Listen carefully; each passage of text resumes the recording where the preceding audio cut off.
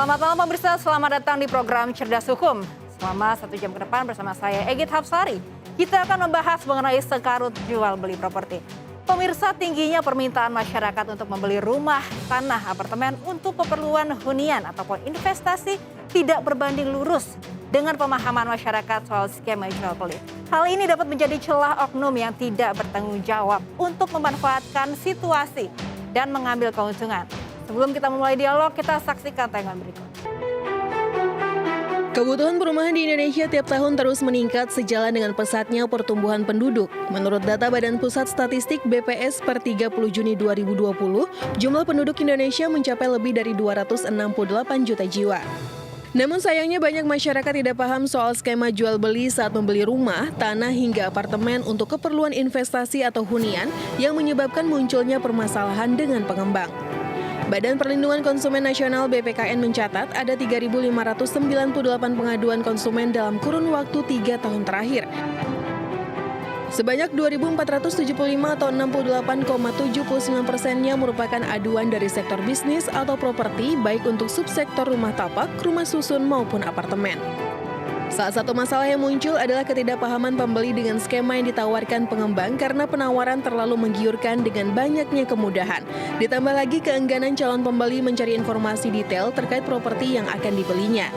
Hal ini mengakibatkan banyaknya kasus suap prestasi, mulai dari pembangunan properti tidak tepat waktu, menjual unit yang tidak mengantongi izin, penggunaan dana konsumen untuk membeli tanah di tempat lain, hingga memainkan spesifikasi atau kualitas material bangunan. Untuk itu, agar terhindar dari penipuan, calon pembeli harus melihat dan mencari kejelasan perizinan, legalitas, dan kepemilikan lahan atau tanah.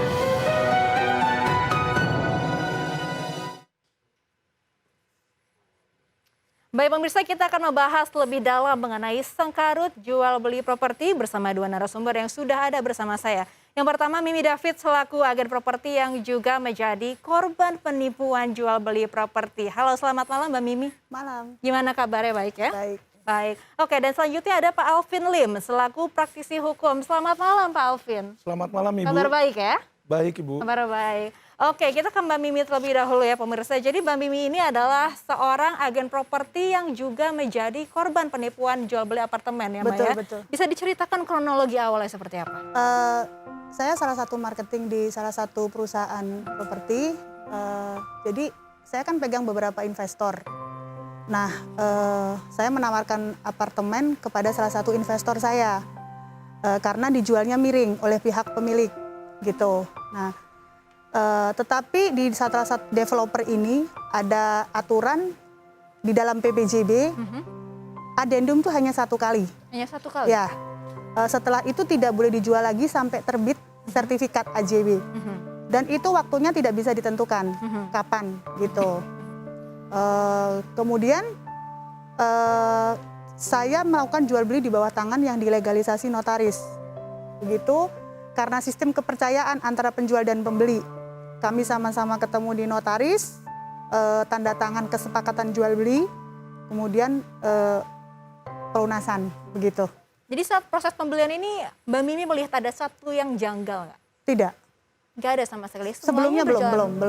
Lurus-lurus aja? Lurus-lurus aja, karena kebetulan pemilik pun saya kenal, begitu. Lalu kemudian kapan dan gimana Mbak Mimi ini mulai menyadari bahwa ini ternyata ada satu yang janggal dan juga menjadi korban penipuan dan tersadar? Ketika saya bermaksud menjual kembali unit tersebut, kemudian saya menghubungi pihak pemilik, saya masukin pengajuan ke pengalihan hak ke developer. Nah, pemilik ini tidak bisa dihubungi, begitu. Kemudian saya bawa perjanjian yang dari notaris itu tadi ke developer. Pihak developer tidak bisa terima perjanjian itu, dianggapnya tidak syah, dan saya diminta untuk pengesahan ke pengadilan negeri, begitu. Jadi selama ini tuh ada usaha dan upaya apa saja untuk mendapatkan unit itu kembali dari pihak pembeli? Sebelum saya ke LQ, saya sewa salah satu pengacara, tapi kemudian itu gugatan ditolak pengadilan negeri karena dianggapnya kurang pihak. Baik, jadi ada upaya kedua ya Ya. yang dilakukan untuk mendapatkan unit apartemen ini kembali. Betul. Baik, saya ke Pak Alvin. Pak Alvin Lim, ini melihat kasus yang dialami Mbak Mimi ini ya, apakah ini bisa disebut ada kecerobohan atau kelalaian nih dalam proses pembelian? Jadi kalau di dalam pembelian sebuah aset ya, apalagi properti ini, pertama ini kalau saya lihat yang namanya modus itu selalu sesuatu yang terlihat bagus. Tadi Bu Mimi bilang bahwa harganya sangat murah gitu. Nah itu sebenarnya sudah sebuah indikasi ya. Misalnya kita tahu harga pasaran mobil Mercy 1 miliar C-Class yang baru. Nah ada yang baru harga 300 juta. Nah kita harus waspada gitu, ada apa kok seperti ini. Ya, jadi di situ satu bisa merupakan indikator yang semestinya konsumen itu waspada. Tapi mungkin karena mereka berpikir, wah ini kesempatan bagus, kapan lagi? Nah faktor itulah yang mengepus mereka untuk melakukan transaksi dengan terburu-buru karena takut kehilangan kesempatan keuntungan tersebut. Nah ini yang dimanfaatkan oleh oknum untuk penyalahgunaan kepercayaan kalau saya lihat. Betul. Jadi kesalahan di sini adalah oknum itu menyalahgunakan kepercayaan yang diberikan kepada dia oleh si pembeli. Itu. Jadi saya lihat di sini adalah kesalahan dari oknum. Baik, tapi selama pandemi ini kan memang sektor properti ini mengalami koreksi. Apakah ini juga yang perlu lebih diwaspadai membeli pada saat pandemi seperti ini, Pak? Sangat perlu waspada di situ. Di dalam membeli properti itu kita harus melakukan yang namanya due diligence ya. Due diligence itu harus cermat. Jadi kita harus lihat dulu gitu loh, transaksi apa yang mau dibeli, apalagi properti. Di dalam membeli properti itu yang paling penting kalau menurut saya adalah legalitasnya. Itu paling penting.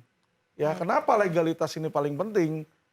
Sebagus apapun rumah yang kita lihat atau apartemen yang kita lihat, kita beli saat ini, tiba-tiba legalitasnya bermasalah.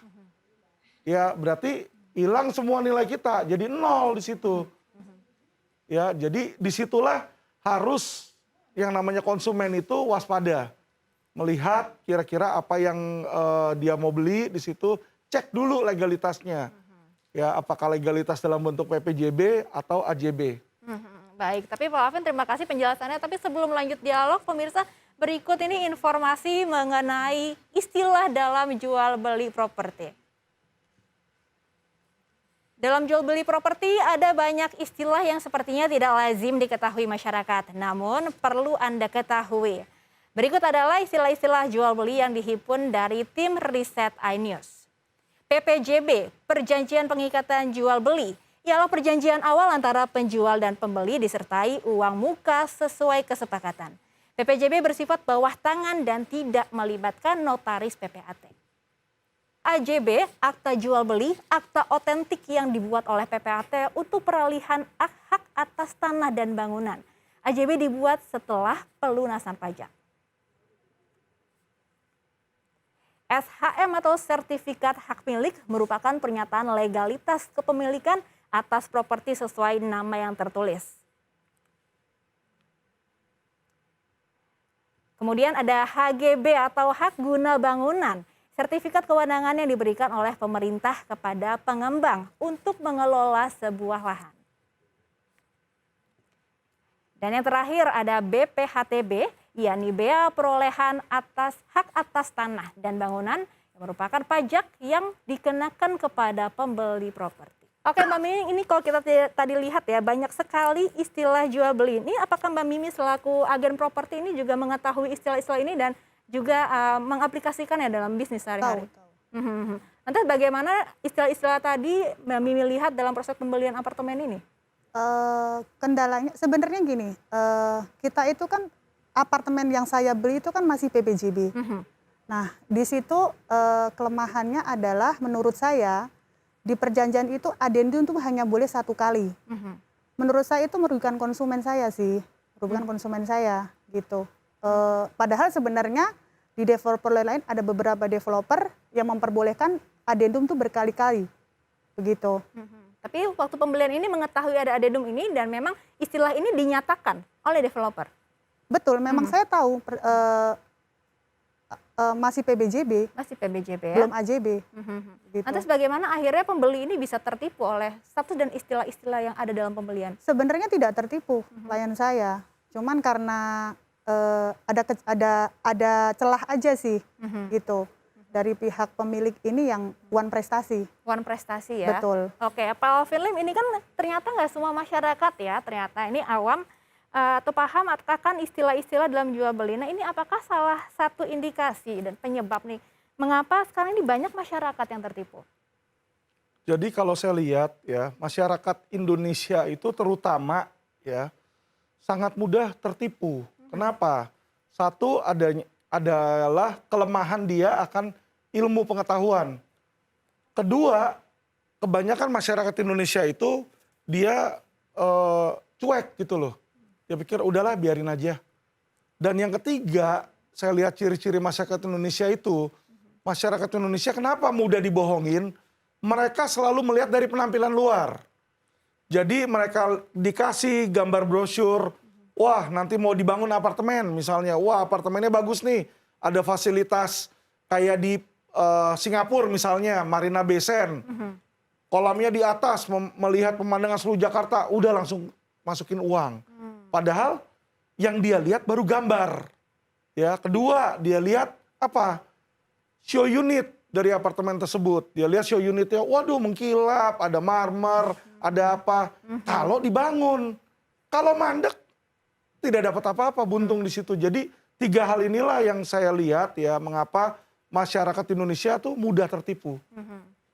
Baik, jadi ini jangan semata-mata terbuai akan show unit, akan janji-janji manis yang diberikan ya Pak Alvin ya. Betul. Oke, pemirsa, tim Liputan iNews melakukan penelusuran terhadap sejumlah apartemen untuk mengecek langsung janji manis sales property. Sesaat lagi kita akan membahasnya hanya di Cerdas Hukum.